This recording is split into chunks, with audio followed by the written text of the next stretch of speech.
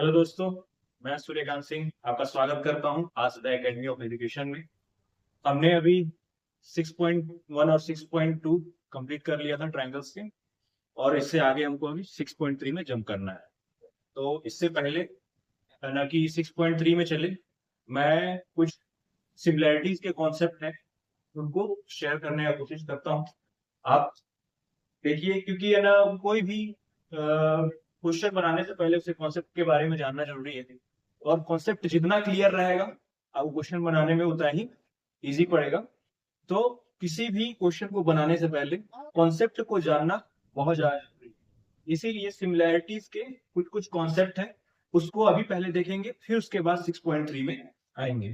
तो सिमिलैरिटीज के बारे में तो मैं पहले भी बता चुका हूँ कि सिमिलैरिटीज कितने, मतलब सिमिलैरिटीज होता क्या है। और कॉन्ग्रुएंसी के बारे में भी पहले मैंने मेंशन कर दिया प्रीवियस वीडियो।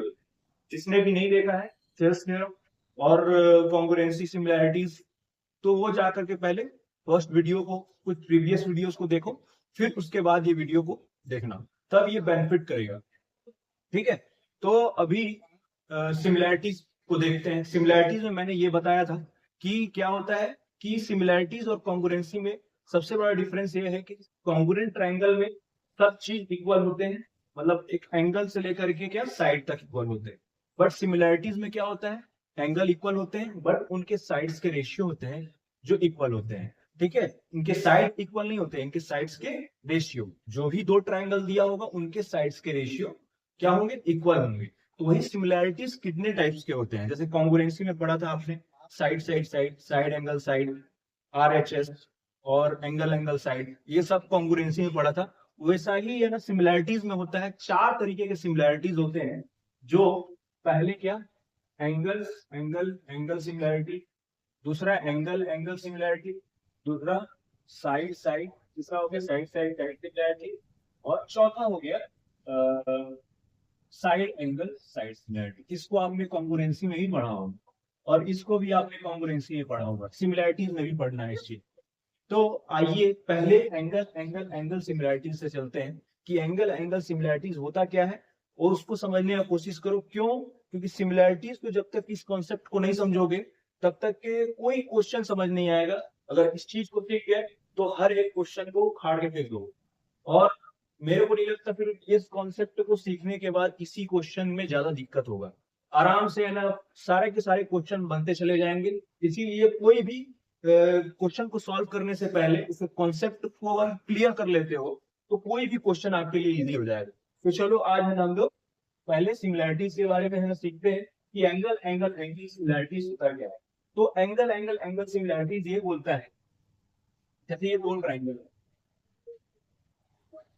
एक हो गया PBC, दूसरा है ट्राइंगल TEF।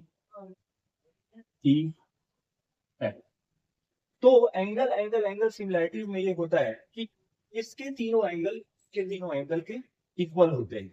अगर इसके तीनों एंगल इससे तीनों एंगल में इक्वल हो जाते हैं, तब क्या क्या क्या हमको मतलब मिलता है, वो देखते हैं। तो अगर मैं बोलता हूँ कि एंगल ए, जैसे ये थीटा था, कोई भी एंगल को डिनोट कर रहे हैं थीटा से, इसका ई के बराबर था। अब सीधा सीधा नहीं चलते, थोड़ा सा आड़ा टेढ़ा चलता है कि रेशियोज को समझने में ज्यादा आसानी होगी। अगर मैं इसको मैं इसको है ना, चलो थीटा ले लेता हूँ, बट ये थोड़ा सा सिंपल हो जाएगा। थोड़ा सा कॉम्प्लिकेट करते हैं, उसको समझने का कोशिश करते हैं। जैसे कि ये क्या है, एंगल ए किसके इक्वल था, एंगल ई। अगर ये थीटा है तो ये भी थीटा है, ये बीटा है तो ये इसको बीटा ले लो, और ये अल्फा, ये अल्फा। ठीक है। या इसको अल्फा ले लो और इसको बीटा। मैं क्या बोल रहा हूँ, इसके तीनों एंगल इसके किसी तीनों एंगल के इक्वल है। मतलब क्या, एंगल ए किसके इक्वल है, एंगल बी के, एंगल बी किसके इक्वल है, एंगल बी बीटा है तो एंगल एफ के, और एंगल सी किसके इक्वल है, तो एंगल टी। ये तीन चीजें मैंने दिया। मैंने बताया क्या, इसके तीनों एंगल इस ट्राइंगल के तीनों एंगल इस ट्राइंगल के तीनों एंगल के इक्वल हो जाते हैं। तो उस केस में क्या होता है, तो अगर इसके तीनों एंगल इसके तीनों एंगल के इक्वल हो गए, तो ये पक्का है। कोई भी दो ट्राइंगल के अगर एंगल इक्वल है, उनके साइड्स के बारे में बात नहीं कर रहा हूँ, इसके एंगल्स की बात कर रहा हूँ, अगर इसके एंगल इस ट्रायंगल के तीनों एंगल के इक्वल हैं तो यहाँ पे कौन सा सिमिलैरिटीज लगेगा, एंगल एंगल एंगल सिमिलैरिटीज। तो तीनों एंगल तो इक्वल हो गए, तो आगे क्या, तो उनके साइड्स के रेशियो क्या होने चाहिए, इक्वल होना चाहिए। दो कंडीशन होता है सिमिलैरिटीज में, क्या कि उनके एंगल इक्वल होने चाहिए और दूसरा उनके साइड्स के रेशियो इक्वल होने चाहिए। तो इसके साइड्स की रेशियो लिखेंगे कैसे, लिखना बहुत बड़ी बात है। फिर उसके बाद सिमिलैरिटीज लिखेंगे कैसे, वो दोनों चीज को अभी देखो कैसे लिखते हैं। जैसे इनकी रेशियोज अगर लिखने हैं, दोनों ट्रायंगल की रेशियो कैसे हुए इक्वल, तो उनके रेशियोज अगर लिखने हैं किसी भी एक एंगल से चले। जैसे क्या है, यहाँ पे थीटा है ना, तो थीटा के सामने देखो, थीटा के सामने क्या है, कौन सा एंगल, थीटा के बारे में बात कर रहा हूँ, तो थीटा के सामने क्या है, बीसी है, यहाँ बीसी है।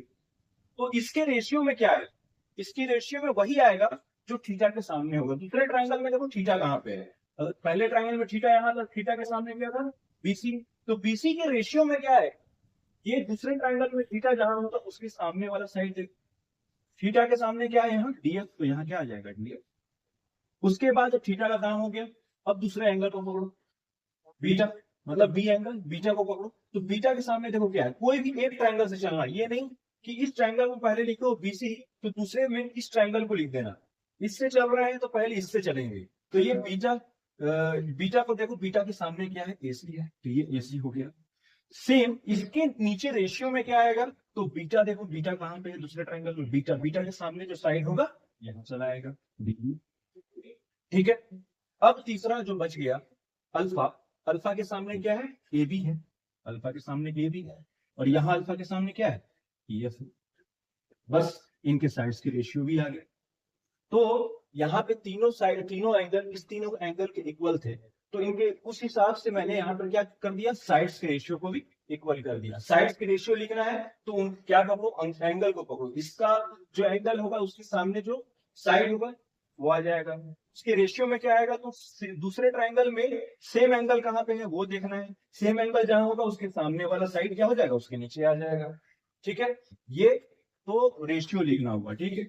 ये उसके बाद सिमिलैरिटीज कैसे लिखेंगे, कि जैसे कि ये किसी एक ट्रायंगल है, मेरे को बोलना है कि triangle A B C similar है ट्रायंगल डी ई एफ के, तो ऐसे ही तो नहीं बोल रहे कि डी ई एफ के, तो इसमें सिमिलैरिटीज ऐसे लिखते हैं। ए के पास कौन सा था, थीटा एंगल, तो पहले ए है ना, ए के पास क्या था, थीटा एंगल था। तो देखो इस ट्रायंगल में थीटा किसके पास है, इस ट्रायंगल में किसके पास है, ई के पास है, तो सबसे पहले कौन आएगा, ई आएगा।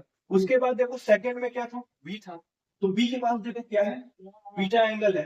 तो दूसरे वाले ट्रायंगल में देखो बीटा किसके पास है, बीटा एफ के पास है, बी के साथ एफ होगा सिमिलर। और वैसे ही अब जो सी बच गया, तो सी के साथ, सी के पास क्या है, अल्फा था, तो यहाँ पे सी, यहाँ पे अल्फा किसके पास है, डी के पास। तो ये हो गया सिमिलैरिटी, ऐसे लिखते हैं एंगल से।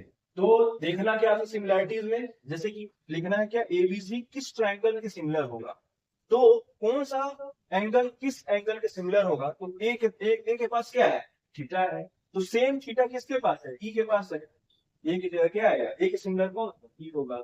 वैसे ही बी, बी के पास क्या है, बीटा है, तो देखो यहाँ दूसरे ट्रायंगल में बीटा किसके पास है, तो क्या है, एफ के पास है बीटा, तो है ना बी के सिमिलर कौन होता है, एफ हो जाएगा, और जो बच गया लास्ट में डी लिख दिए। तो ऐसे साइड्स के रेशियो लिखेंगे, और ऐसे क्या लिखेंगे,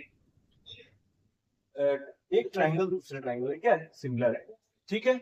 ये क्या था, एंगल एंगल एंगल सिमिलैरिटी। जब तीनों एंगल दूसरे ट्रायंगल के तीनों एंगल के इक्वल होते हैं तो क्या है ना, रेशियो कैसे लिखते हैं, इनके सिमिलैरिटीज कैसे लिखते हैं, ये रहा आपके सामने, ठीक है। अब इसमें दूसरा केस क्या आता है, एंगल एंगल सिमिलैरिटीज हो गया। अब दूसरा क्या देखेंगे, एंगल एंगल सिमिलैरिटी।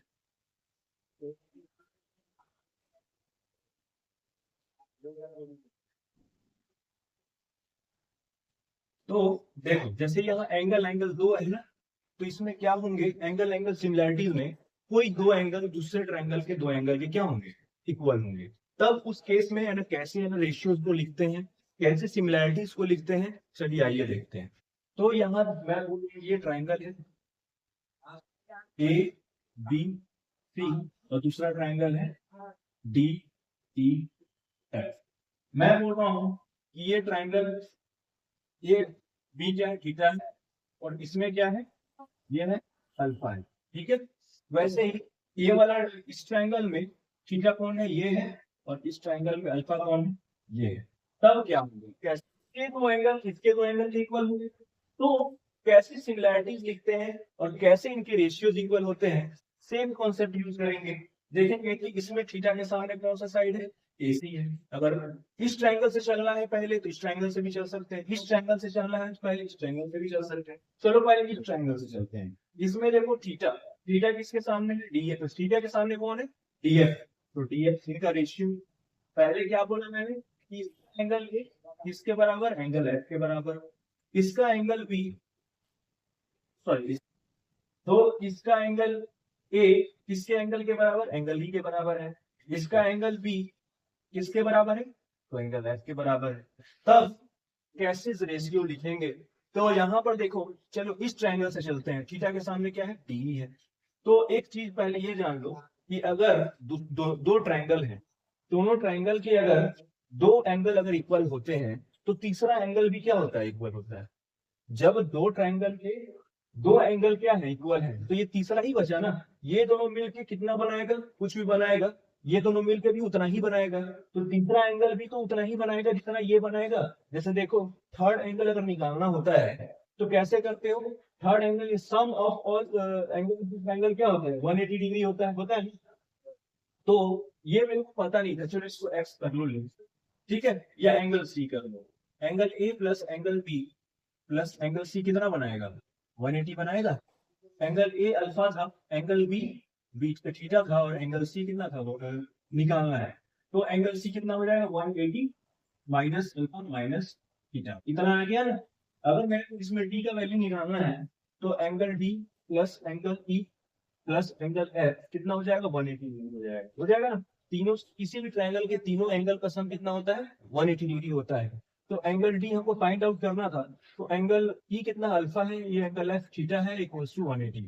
तो एंगल डी का जब वैल्यू निकालेंगे 180 माइनस अल्फा माइनस थीटा, तो देखो एंगल डी और एंगल सी दोनों इक्वल आ गए। तो कोई भी ट्रायंगल में अगर दो दो एंगल क्या होते हैं, दोनों ट्रायंगल में दो एंगल अगर इक्वल है तो ऑटोमेटिक है कि थर्ड एंगल क्या होगा, दूसरे ट्रायंगल के थर्ड एंगल के इक्वल होगा।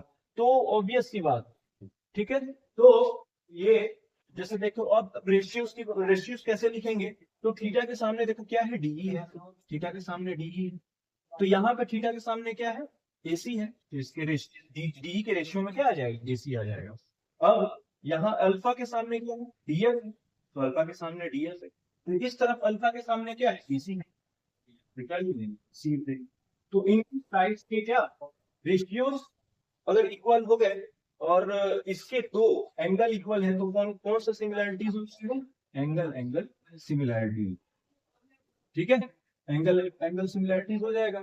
तो इसमें सिमिलैरिटीज लिखोगे कैसे, तो जैसे मैं बोल रहा हूँ कि ट्रायंगल ABC सिमिलर कौन से ट्रायंगल के होगा, तो ए के पास क्या है, अल्फा है, तो यहाँ पे देखो अल्फा किसके पास है, ई के पास है, तो ए की जगह क्या हो जाएगा, ई हो जाएगा। वैसे ही बीटा, इसमें बी की जगह क्या है, थीटा है, तो यहाँ पर देखो थीटा किसके पास है, एफ के पास है, तो यहाँ पे क्या हो जाएगा, एफ हो जाएगा। और जो बच गया है लास्ट में लिख दो, सी के पास कुछ नहीं है, मतलब ये सी बराबर है किसके, डी के, सी के पास कौन होगा, डी होगा।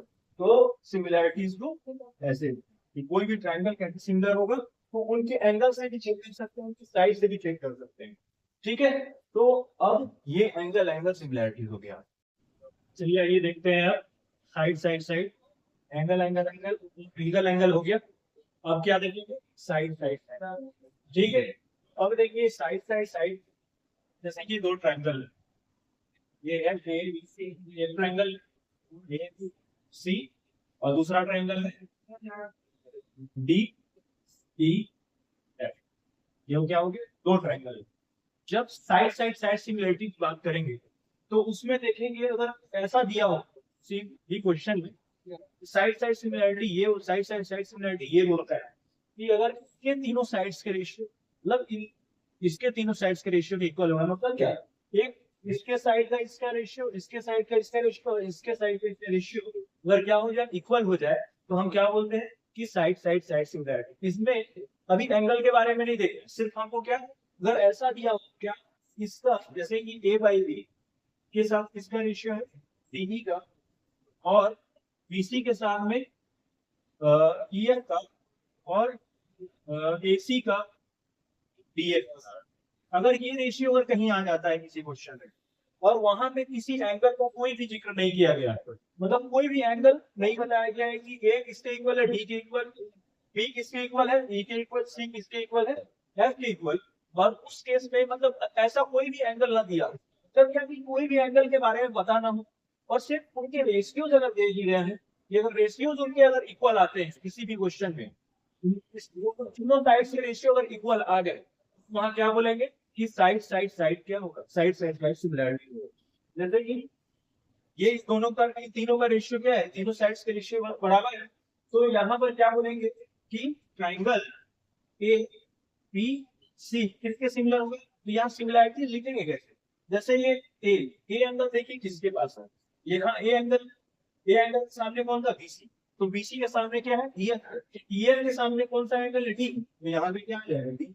वैसे ही बी एंगल के सामने कौन सा साइड है, बी एंगल के सामने एसी साइड है, और एसी के रेशियो कौन, डीएफ है, तो डीएफ के सामने क्या हो जाएगा, ई एंगल है, तो इसके बाद ई आ जाएगा। वैसे ही है कि सी एंगल के सामने कौन सा साइड है, ए बी, और ए बी के रेशियो में कौन, डी, डी है, तो डी के सामने कौन सा एंगल, तो ये ऐसे सिमिलरिटी लिखा जाता है। जब एंगल का मेंशन नहीं किया गया हो तो उस केस में सिमिलरिटी कैसे लिखेंगे, उसके साइड को देखते हुए, उसके साइड में कौन सा एंगल है उस हिसाब से देखेंगे।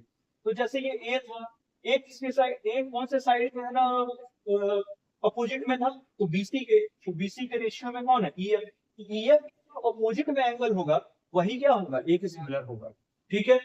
तो एस सिमिलरिटीज में ये होता है कि कोई भी क्वेश्चन अगर दे दिया जाए कि वहां किसी भी एंगल का कोई भी है ना मेंशन नहीं किया हो, और किसी क्वेश्चन में तीनों साइड्स के रेशियो अगर इक्वल आ रहे हैं और हमको बताना है कि कौन सा ये सिमिलरिटी यहाँ लगेगा, तो हम क्या बोलेंगे कि यहाँ पे साइड सिमिलरिटी से क्या हो जाएंगे, दोनों ट्राइंगल इक्वल हो जाएंगे, ठीक है, क्लियर हुआ। साइड सिमिलरिटीज क्या होता है, तो अब आगे देखेंगे साइड एंगल साइड। चलिए आइए अब देखते हैं ना last side angle side similarities क्या होता है, साइड एंगल साइड्स। जैसे कि ये दो ट्राइंगल है एबीसी और ट्राइंगल क्या, डी ई एफ। जब दो ट्राइंगल दिए हो और कोई भी दो साइड्स के रेशियो क्या हो, यहाँ पे पहले से इक्वल हो, मतलब दो साइड्स के रेशियो, जैसे ये ए बी अपॉन में D F D is equal to B C upon में ई एफ, ये चीज अगर मेंशन किया हो, ठीक है, ये ए बी का रेशियो डी के साथ और बी सी का रेशियो सी एफ के साथ, और बोल दे इन्हीं का इंक्लूडिंग एंगल क्या हो जाए, इक्वल हो जाए, मतलब क्या, जिन पार्ट्स का रेशियो है जैसे ए बी और डी और बीसी और ई एफ का, उन्हीं के जो इंक्लूडिंग एंगल है, मतलब ए बी और बीसी का इंक्लूडिंग एंगल और डीई और ई एफ का इंक्लूडिंग एंगल, जब बोल दे क्या है कि इक्वल हो जाए, मतलब क्या एंगल भी किसके इक्वल हो जाए, एंगल ई के, तब उस केस में क्या होता है, जब दोनों साइड्स के दो कंडीशन है इसमें, क्या कि इनके साइड के रेशियो वही इंक्लूडिंग साइड्स के, जो ना जिस एंगल के साथ जो साइड इंक्लूडिंग होगा वही उस एंगल के साथ इंक्लूडिंग साइड का रेशियो, मतलब क्या ये ए बी टीई के और बीसी अपॉन में क्या ई एफ, इनके रेशियो अगर इक्वल हुआ, उन्हीं का इंक्लूडिंग एंगल क्या हो, इक्वल हो, एंगल बी और एंगल ई, तब उस केस में हम क्या कहते हैं कि यहाँ पे कौन सा सिमिलरिटीज लगा है, साइड एंगल साइड सिमिलरिटीज। कौन सा सिमिलरिटीज लगा, तो साइड एंगल साइड सिमिलरिटीज। तो यहाँ पर कैसे सिमिलरिटीज लिखेंगे, जैसे बोलते हैं ट्रायंगल ए बी सी कैसे सिमिलर होगा इससे, तो देखिए एंगल ए, तो यहाँ पर एक चीज देखो कि अगर इसमें अगर समझ ना आ रहा हो कि कैसे सिमिलरिटीज लिखेंगे, यहाँ एंगल ए है ना, तो एंगल ए के सामने देखो क्या है, बीसी है, तो यहाँ पर क्या है, ईएफ है, तो ईएफ के सामने क्या है, बीई। इसके रेशियो में जैसे कि ये बीसी के रेशियो में क्या था, ईएफ था, बीसी के रेशियो में ईएफ था, तो ये बीसी के सामने कौन है, ए है, तो इस ईएफ के सामने कौन है, डी है, तो यहाँ पे क्या आ जाएगा, सिमिलर टू पहले क्या आएगा, डी आएगा। वैसे ही बी के पास थीटा है, देखो ई के पास क्या है, थीटा है, तो यहाँ पे डी आ जाएगा, और जो बच गया उसको लिख देंगे और ऐसे सिमिलरिटी देंगे। बस इतना ही है। मतलब क्या, जब एंगल नहीं दिया तो सिमिलरिटीज कैसे लिखेंगे? तो देखो ए, तो यहाँ पे ए के पास देखो, ए के सामने कौन सा साइड है, बीसी है, तो बीसी के रेशियो में कौन था, ईएफ था, तो यहाँ पे ईएफ के सामने जो एंगल होगा, ईएम के सामने डी है, तो यहाँ पे डी आ जाएगा। वैसे ही बी, बी के पास तो सिंपल सी बात है, उसके पास भी थीटा है, और अब थीटा देखो कहाँ पे है, तो डी के सामने क्या आ जाएगा, ई आ जाएगा, और लास्ट में जो बच जाए वो लिख दो, उसके बाद सिमिलरिटीज अपने आप चले जाएगा कि सिमिलरिटीज को ऐसे लिखा जाता है। तो आई होप कि आप लोग को समझ में आया होगा ये चार तरीके के सिमिलरिटीज कैसे होते हैं, कैसे वर्क करते हैं। वर्क कैसे करेगा आगे के है ना क्वेश्चंस में देखेंगे। 6.3 पूरे सिमिलरिटीज पे बेस्ड है, टोटल क्वेश्चन सिमिलरिटीज पे बेस्ड है, और इस कॉन्सेप्ट को अच्छे से समझ जाओगे। अगर नहीं समझ आया तो दोबारा वीडियो को देखो और समझने की कोशिश करो, क्योंकि अगर इस कॉन्सेप्ट को सीख जाओगे तो बहुत ही इजी वे से इस क्वेश्चन को सॉल्व कर लोगे, ज्यादा दिक्कत नहीं होगी।